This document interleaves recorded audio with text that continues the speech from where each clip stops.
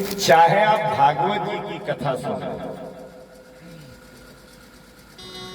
चाहे आप रामायण जी की माता जी कथा सुने, और चाहे आप 18 पुराणों की कथा सुने,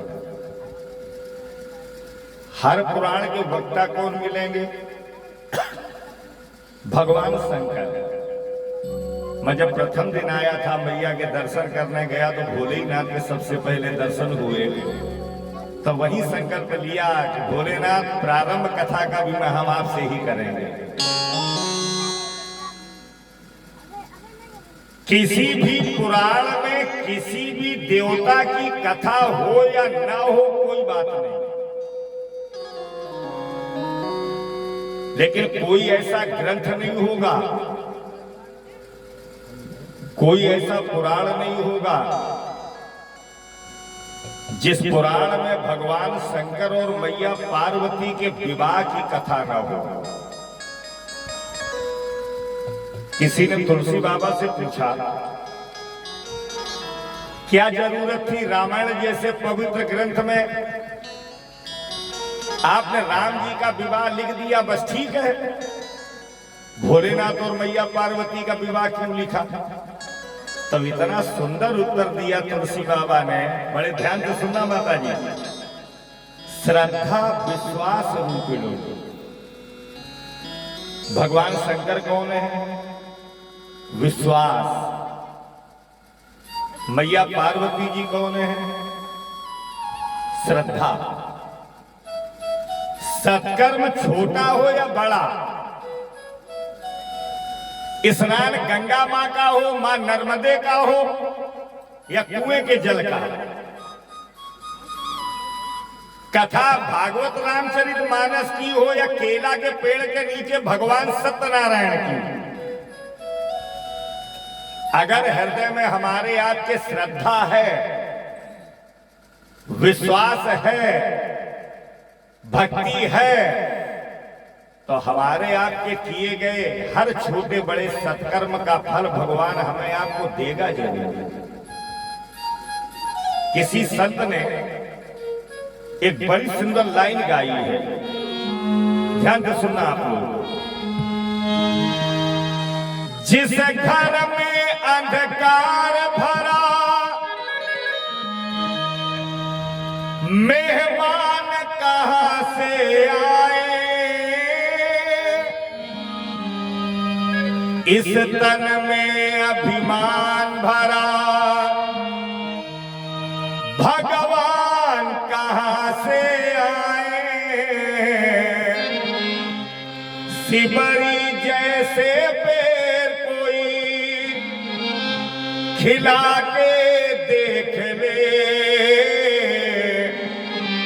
आ जाते हैं राम कोई बुला के देख ले। आज प्रथम दिन की कथा है और मेरा भी बड़ा सौभाग्य है जबलपुर जैसे पवित्र धाम में मां नर्मदा के पावन तट पर श्री राम कथा कहने का आप जैसे परम विद्वानों के बीच में सौभाग्य मिल रहा है। इसी पांडाल के नीचे बैठ के आप 7 दिन 9 दिन भागवत भगवान की कथा सुने तो माता जी भले ही हमें आपको कुछ ना मिले, लेकिन जब 7वें दिन तक्षक नाग परीक्षित जी को डसेगा, काटेगा, तब एक चीज बहुत अच्छी मिलेगी। उन परीक्षित जी को मरना पड़ा जो सोने के महलों में रहते हैं, उन परीक्षित जी को प्राण छोड़ने पड़े जो सोने के गिलास में जल पीते हैं और सोने की थाल में भोजन करते हैं, जिनकी सेवा में हजारों दास दासियां हैं। जब ऐसे महान लोगों को ये संसार छोड़ के जाना पड़ा तो हम आप किस खेत की मूली हैं, जाना तो हमें आपको भी पड़ेगा। तब भागवत जी की कथा एहसास कराती है, जिस संसार में हम आप रह रहे हो ये संसार विश्वास करने लायक नहीं है। बेटा हो या बहू, परिवार हो या पड़ोसी, रिश्तेदार हो या मोहल्ले वाले, इनको समझते जाओ। बेटा समझो, परिवार समझो, पड़ोसी समझो, लेकिन विश्वास करना हो तो पूज्य संत श्री वेदांती जी महाराज जी की तपोस्थली में आके बैठ जाओ। राम नाम की तलब है तो एक काम कर, आराम की शरण में तू राम राम, जग की सेवा खोजे अपनी प्रीति प्रभु से कीजिए।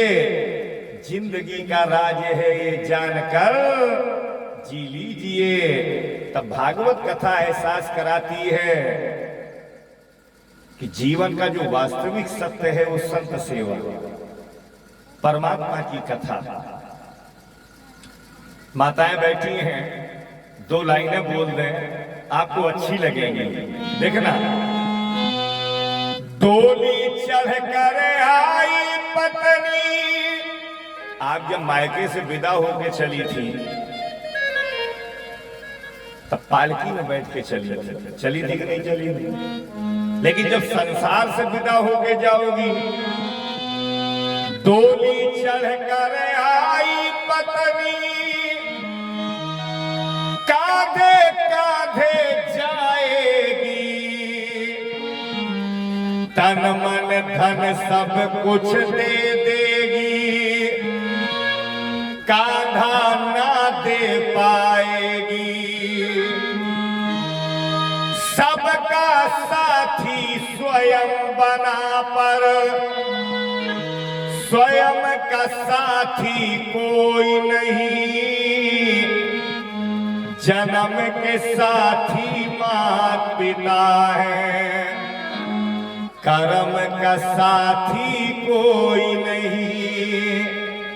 मैं तो कहता हूं भाग्यशाली वो यज्ञ यजमान है जिन्हें पूज्य महाराज जी की सेवा में महालक्ष्मी यज्ञ में सपत्नी सपरिवार आपको नर्मदा मां के पावन तट पर यह पुनीत धार्मिक अनुष्ठान करने का सौभाग्य मिल रहा है। और देखना, बिटिया तो रो लेगी घर में, ये लड़का साथ न छोड़ेगा, दफन करेगा मिट्टी में जला जला सर फोड़ेगा। ये ज्यादा के साथी लाखों है पर जो माता जी कम का साथी कोई नहीं, जन्म के साथी माता पिता है, कर्म का साथी कोई नहीं। सिकंदर जब गया दुनिया से दोनों हाथ खाली थे, ये भागवत जी की कथा। लेकिन जब आप श्री राम कथा हमारे द्वारा सुनेंगे तो आपको सच बताऊं, माता जी रामायण में क्या है ये बड़े बड़े विद्वान नहीं जान पाए। लेकिन जब श्री राम जी के जीवन चरित्र को नजदीक से झांक के देखा गया तो एक चीज बहुत अच्छी मिली, नीति प्रीति परमार्थ स्वार्थ को न राम सम। भगवान श्री राम जैसी कोई नीति नहीं जानता, प्रेम करना नहीं जानता। आज भी लोग कह देते हैं, आप माताएं कहती हैं राम जैसा बेटा मिले, सीता जैसी बहू मिले। क्यों मिले? क्या है राम जी में? क्योंकि राम जी ने जीवन भर मातृ देवो भव, कुल देवो भव, आचार्य देवो भव, आदर्श नीति सदाचार और मर्यादा का पालन करते हुए समाज में हमें और हमारी गृहस्थ की संततियों को संस्कार के माध्यम से वो दिया जो आज भी हमारे आपके जीवन में काम आ रहा है। किसी ने तुलसी बाबा से पूछा, इस श्री राम कथा की रचना क्या आपने की? तुलसी बाबा कहते हैं रामायण की रचना हमने नहीं की। अब सुनिए आप श्री राम कथा किसने की?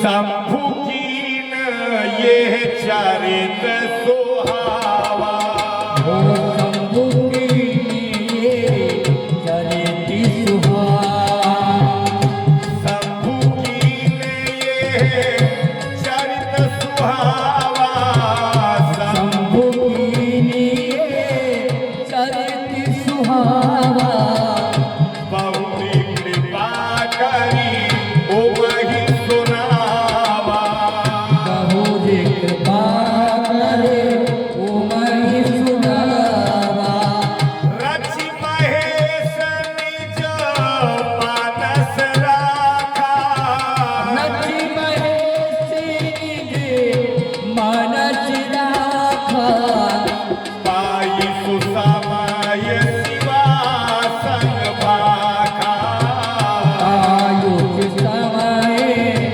शिवासन भाखा, पाई सुसमय शिवासन भाखा। आयुष समय शिवासन भाखा। इस रामायण की रचना सर्वप्रथम भगवान शंकर ने की, और जब दोबारा मैया पार्वती के ऊपर भोलेनाथ ने कृपा की, तब ये श्री राम कथा सुनाई। आज प्रथम दिन की कथा है। मैं आपको रामायण नहीं सुना रहा, केवल ये बता रहा हूं कि जो अनवरत 9 दिन श्री राम कथा हमारे आपके बीच में चलेगी, ये श्री राम कथा आई कहां से, इसकी शुभारंभ शुरुआत कहां से हुई? मन लगा के सुनना, पूरी रामायण समझ में आ जाएगी। दोबारा कृपा कब हुई? जब मैया पार्वती का विवाह भोले बाबा के साथ में हुआ। विदा होकर के मायके से मैया पार्वती माता जी कैलाश पर्वत पर आई। आज भी अपने भारत में एक परंपरा है, आप जैसी महान माताएं जानती हैं। विदा होकर के कोई बेटी बहू के रूप में जब मायके से ससुराल आती है, तो आप देहरी पे खड़ा करके परछन उतारती हैं, आरती करती हैं, अपनी बहू को परिचय कराती हैं। पैर छुओ, ये तुम्हारी सास है। बहू पैर छुओ, ये तुम्हारी जिठानी है। मैया पार्वती की परछन तो हुई, लेकिन जब पैर छूने का नंबर आया तो पूरे खानदान का डब्बा गोल। माता पिता है नहीं तो सास ससुर कहां से आए? देवर जेठ है नहीं तो छोटे भाई बड़े भाई कहां से पति के आए? तो मैया पार्वती ने मन में विचार किया कि चलो जो कुछ है तो मेरे पति भोलेनाथ हैं, इन्हीं के पैर छुए। पैर छूने के लिए आगे को बढ़ी तो मैया पार्वती ने भोले बाबा के एकदम पैर नहीं छुए, बल्कि भगवान शंकर के पैरों से धीरे धीरे पार्वती मां ने ऊपर निगाह डाली। और जब मैया पार्वती की निगाह भोलेनाथ के सर के ऊपर पड़ी तो पार्वती जी पैर छूना भूल गई। क्यों?